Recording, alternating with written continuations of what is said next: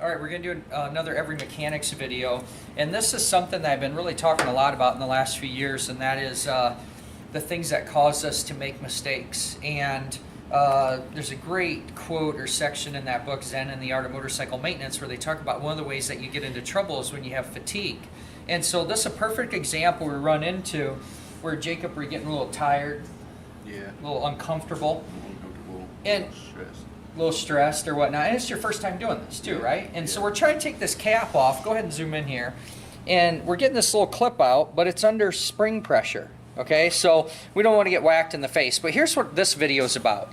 What this video is about is you're going to see here how we do this is one of us has to take and press this down while the other one's going to pop that clip out. But here's what I want you to focus in is for me to work on this side of the workbench, to work here, I have to twist my body. Now, take a look here and you think about the muscles that are in here. If I'm having to twist like this and use muscles this way, it's going to take more out of me. I'm going to fatigue more, especially when I'm being, concerned. But watch what happens when I get to this side. Okay, if I come from this area, I can work straight on and I can use these muscles. And I know bodybuilder, I should tag some of the bodybuilding friends on there and maybe they could give us some whole explanation of this or just copy the video.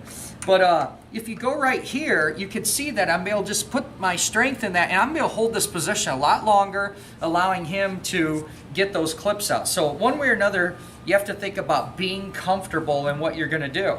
Another thing we talked about is, do I need to move this stuff? Do I want to rotate this around? These vices, if you aren't aware here, we can move the vise around and get comfortable too. I think this, I'll summarize this for the video, is that mechanics don't often enough own their workspace. They don't get in there and think, well, if I make a little bit of adjustment here, I'm going to be less fatigued. And when you think about that, you guys and gals out there, you're turning wrenches, 8 hours, sometimes 10 hours a day, and you're doing too much stuff on the ground that if you just would have taken the time to lift it up in the air, that, you would be more productive, you would make less mistakes, and be less fatigued. So we're going to go ahead and attack this, and I just wanted you to think about body position and being comfortable as much as possible.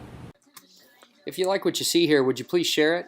I'd love you to keep my platform going here on technical education and the ways to be great in your craftsmanship. So keep on wrenching, and we'll see you again in the future. Thanks for being a subscriber and follower of the channel.